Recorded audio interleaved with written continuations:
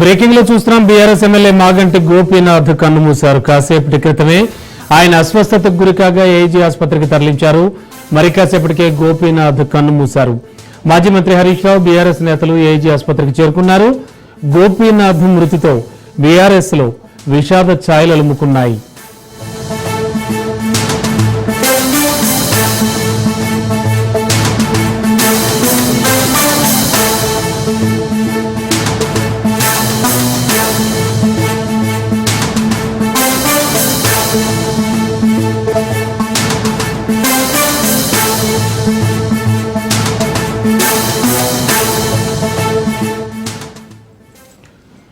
Breaking లో చూస్తున్నాం. BRS MLA Maganti Gopinath కన్నుమూశారు. కాసేపటి క్రితమే ఆయన అస్వస్థతకు గురికాగా ఏజీ ఆసుపత్రికి తరలించారు. మరి కాసేపటికే గోపీనాథ్ కన్నుమూశారు. మాజీ మంత్రి హరీష్ రావు, బీఆర్ఎస్ నేతలు ఏజీ ఆసుపత్రికి చేరుకున్నారు. గోపీనాథ్ మృతితో బీఆర్ఎస్ పార్టీలో విషాద ఛాయలు అలుముకున్నాయి.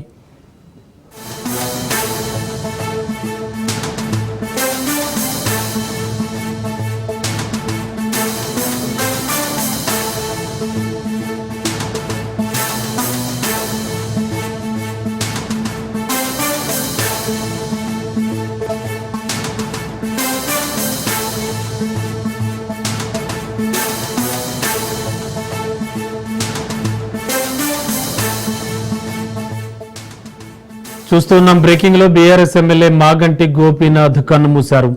కాసేపటి క్రితమే ఆయన అస్వస్థత గురికాగా ఏజీ ఆసుపత్రికి తరలించారు. అక్కడ గోపీనాథ్ కన్నుమూశారు. మాజీ మంత్రి హరీష్ రావు, బీఆర్ఎస్ నేతలు ఏజీ ఆసుపత్రికి చేరుకున్నారు. గోపీనాథ్ మృతితో బీఆర్ఎస్ పార్టీలో విషాద ఛాయలు అలుముకున్నాయి. ఇదే అంశానికి సంబంధించి లేటెస్ట్ ఇన్ఫర్మేషన్ మా కరెస్పాండెంట్ సైదులు సిద్ధంగా ఉన్నారు. సైదులు, ఈ ఘటన జరిగి ఎంతసేపు అవుతోంది? అలాగే బీఆర్ఎస్ కి చెందినటువంటి నేతలు ఎవరెవరు ఏజీ ఆసుపత్రికి వెళుతున్నారు? రమణ, కొద్దిసేపటి క్రితమే ఈ యొక్క విషాద ఘటన మనకి అందుతుంది. అంటే ఆయన గత కొన్ని రోజుల నుంచి కూడా కిడ్నీ సమస్యలతో బాధపడుతున్నాడు. Jubilee hills MLA Maganti Gopinath ఈ మధ్యకాలంలో పార్టీ సిల్వర్ జూబ్లీ బహిరంగ సభకు సంబంధించినటువంటి అప్పుడు కూడా చాలా యాక్టివ్గా ఉన్నాడు. అంటే అంతకు ముందే ఆయన కిడ్నీ సమస్యలతో బాధపడి నెల రోజుల పాటు ఏఏజీ ఆసుపత్రిలో చికిత్స తీసుకున్నాడు. దాని తర్వాత డిశ్చార్జ్ అయ్యాడు. డిశ్చార్జ్ అయిన తర్వాత పార్టీ సిల్వర్ జూబ్లీ వేడుకల్లో ఆయన పాల్గొన్నారు. తెలంగాణ భవన్ ముందు కేసీఆర్ భారీ కటౌట్ కూడా ఆయనే ఏర్పాటు చేశారు. ఆయన ఏర్పాటు చేసిన తర్వాత కేటీఆర్తో కొబ్బరికాయ కుట్టించాడు. కాసేపు అందరితో కూర్చొని మాట్లాడాడు. కార్యకర్తలందరినీ కూడా పలకరించాడు. అప్పటికే ఆయన చాలా వరకు అనారోగ్యంతో ఉన్నారు. అయితే నేను ఈ మధ్యకాలంలో కోలుకుంటున్నాను, సో నాకు కొంత ఆరోగ్యం కుదుట పడుతుంది, 2 కిడ్నీ సమస్యలు నాకు వచ్చాయి, ఏజీ ఆసుపత్రిలో చికిత్స పొందాను, సో ప్రస్తుతం అయితే పర్లేదని చెప్పేసి కూడా ఆయన చెప్పారు. అంటే ఏంది, పార్టీ సిల్వర్ జూబ్లీ ఏప్రిల్ 27వ తారీఖు రోజు పార్టీ సిల్వర్ జూబ్లీ బహిరంగ సభ ఉండే, ఏప్రిల్ 26వ తారీఖు ఆయన తెలంగాణ భవన్కి వచ్చారు. ఇదే విషయాన్ని అందరికీ తెలియపరిచారు. కానీ కొద్దిసేపటి క్రితమే మధ్యాహ్నం 3-4 గంటల సమయంలో ఆయన ఇంట్లో తీవ్ర అస్వస్థకు గురైనట్టుగా కూడా మనకైతే సమాచారం అందుతుంది. ఆయన జూబ్లీ హిల్స్లోని పెద్దమ్మ టెంపుల్ దగ్గర తన నివాసం ఉంటుంది. అక్కడ తీవ్ర అస్వస్థకు గురి కాగానే ఉటావుటిన కుటుంబ సభ్యులందరూ కూడా వెంటనే ఏఏజీ హాస్పిటల్కి తీసుకెళ్లారు. ఏఏజీ హాస్పిటల్లో చికిత్స పొందుతూ ఆయన కొద్దిసేపటి క్రితమే మరణించినట్టుగా కూడా మనకైతే సమాచారం అందుతుంది. మరి కాసేపట్లో ఏఏజీ ఆసుపత్రి వర్గాలు కూడా హెల్త్ బులెటిన్ విడుదల చేయనున్నాయి. అయితే ఆయన 1963 జూన్ 2న కృష్ణమూర్తి మహానంద కుమారి దంపతులకు మాగంటి గోపీనాథ్ హైదరాబాదులోని హైదరగూడలో జన్మించారు. 1980లో వెంకటేశ్వర ట్యూటోరియల్ నుంచి ఆయన ఇంటర్మీడియట్ పూర్తి చేశాడు. తర్వాత 1983లో ఉస్మానియా యూనివర్సిటీలో గ్రాడ్యుయేషన్ పూర్తి చేసుకున్నాడు. తర్వాత 1983లో ఎన్టీఆర్ తెలుగుదేశం పార్టీ నిర్మించినప్పుడు ఎన్టీఆర్ మీద ఉన్నటువంటి అభిమానంతో ఆయన టీడీపీలో చేరాడు. 1985 నుంచి 1992 వరకు కూడా తెలుగు యువత రాష్ట్ర అధ్యక్షుడిగా మాగంటి గోపీనాథ్ పనిచేశారు. తర్వాత 1987, 1988లో హైదరాబాద్ అర్బన్ డెవలప్మెంట్ అథారిటీ ఉడా డైరెక్టర్గా కూడా ఆయన పనిచేశారు, అనేక సేవలు అందించారు. దాని తర్వాత 1988 నుంచి 93 వరకు కూడా వినియోగదారుల ఫోరం అధ్యక్షుడిగా, టీడీపీ హైదరాబాద్ జిల్లా అధ్యక్షుడిగా వివిధ హోదాలు ఆయన పనిచేశాడు. గోపీనాథ్ 2014లో జరిగినటువంటి ఎన్నికల్లో, తెలంగాణ సార్వత్రిక ఎన్నికల్లో భాగంగా తెలుగుదేశం పార్టీ నుంచి జూబ్లీహిల్స్ ఎమ్మెల్యేగా ఆయన టికెట్ తీసుకున్నారు, ఎమ్మెల్యేగా విజయం సాధించారు. అదే సమీప అభ్యర్థి ఎంఐఎం అభ్యర్థి అప్పుడు నవీన్ యాదవ్ పైన 9,242 ఓట్ల మెజారిటీతోటి మాగంటి గోపీనాథ్ టీడీపీ అభ్యర్థిగా 2014లో గెలిచారు. గెలిచిన తర్వాత ఆయన టీఆర్ఎస్లో, అప్పుడు తెలంగాణ రాష్ట్ర సమితిలో కేసీఆర్ పిలుపు మేరకు ఆయన హైదరాబాద్ అభివృద్ధి కోసం ఆయన టీఆర్ఎస్లో చేరుతున్నట్టుగా కూడా ప్రకటన చేసి, కేసీఆర్ నాయకత్వంలో ఆయన పనిచేస్తున్నానని చెప్పేసి ప్రకటన చేసిన తర్వాత ఆయన కేసీఆర్ చేతుల మీదుగా ఆయన టీఆర్ఎస్ పార్టీలో జాయిన్ అయ్యాడు. తర్వాత 2018లో కూడా ఆయన సార్వత్రిక ఎన్నికల్లో మన తెలంగాణ రాష్ట్ర సమితి టీఆర్ఎస్ నుంచి కూడా ఆయన టికెట్ తీసుకున్నారు.